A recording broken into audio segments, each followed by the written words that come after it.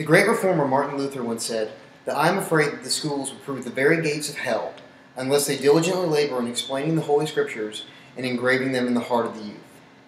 Now, it seems today that Martin Luther's fears have been realized. In recent decades, God has been almost completely removed from schools. They just no longer teach about him, they just don't really regard him as fact. This has been taken from what once was a primary principle in schools, has now been completely disregarded. Now, I'm a Christian student who's very bothered by the removal of God in schools, and I've done a lot of study into the politics and law of what has caused it. Now, the absence of God in our education system has created a moral and spiritual dilemma in our country. But if the government were to commit to uphold our religious liberties, God could once again be taught to children in schools.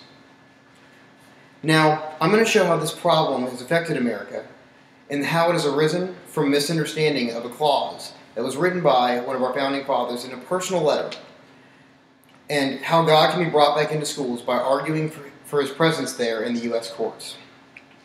Now, David Barton, who is one of the most recognized Christian historians in the country, released a study in 1988 which stated that that social ills have been on the rise and SAT scores have been on the fall since God has been removed from schools.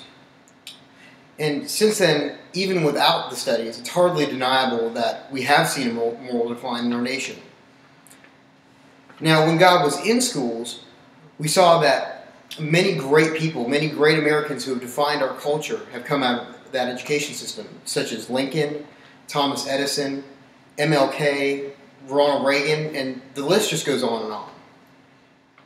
But we don't seem to see that many great people coming out of America's education system today. I mean, we see some good computer moguls coming out, such as Steve Jobs and Bill Gates, but as far as religious and political and social leaders, we just don't see that much quality. Now, it seems that the greatness of Americans seems to directly coincide with our knowledge about God and our willingness to teach him in school, teach about him in schools. Now, why was God removed from the schools? Well, he was removed largely based on a premise that we call the wall of separation between church and state. Now, this concept originally was created by Thomas Jefferson in a letter that was written to the Danbury Baptist Association on January 1st of 1802.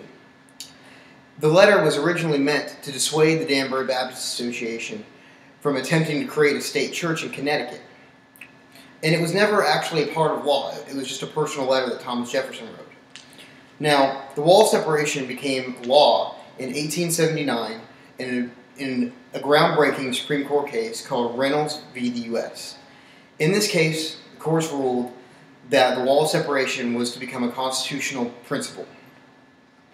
Now, unfortunately, a lot of how this taking God out of schools has come into place is a misreading of that clause, which states that, if you read the letter carefully, that the church is being protected from the state, not the state being protected from the church.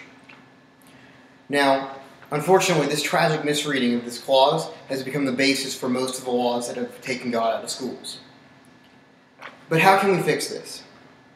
Well, one way that we can do this, since premises have been put in place to take God out of schools, premises can also be put in place in the courts to put God back in schools and to protect our religious liberties.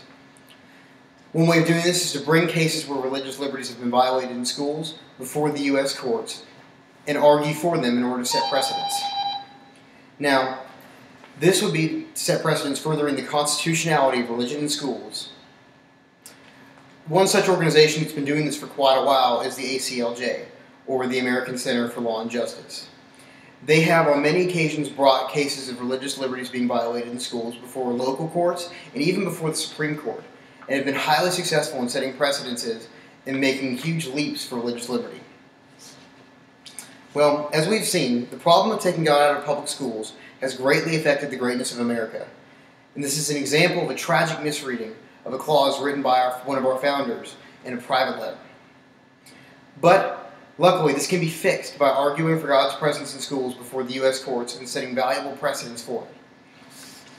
Now, what this means for us is it's imperative that we, as citizens, support and help, may possibly even represent certain people who are bringing religious liberties before courts in order to argue for God's presence in schools. And though our religious liberties have been diminished, they have not been completely taken from us, and there is hope to redeem them. And as David French, who is one of the senior counsels at the ACLJ, said, that freedom doesn't stop at the schoolhouse door.